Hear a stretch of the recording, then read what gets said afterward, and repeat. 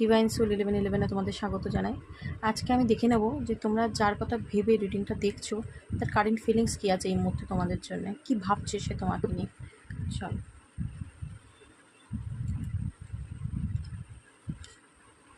Wow, সে কিন্তু তোমার কথা জেনুইনলি ভাবছে এবং কি সে কিন্তু তোমাকে এমপ্রেসের এনার্জিতে দেখে। তুমি নিশ্চয়ই খুব সুন্দর হবে এবং যেরকমই হও সে কিন্তু তোমাকে খুব একজন সুন্দর লেডির চোখে দেখে এবং তোমার প্রতি প্রচণ্ড তার একটা মানে টান, একটা অ্যাট্রাকশান ফিল হয় তোমাকে দেখলেই।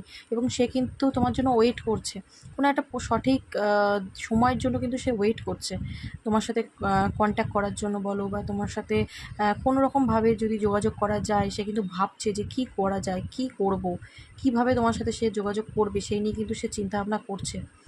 এবং আমি বলবো যে তার কিন্তু আসারও চান্স আছে, সে কিন্তু তোমার সাথে কমিউনিকেট করতে পারে।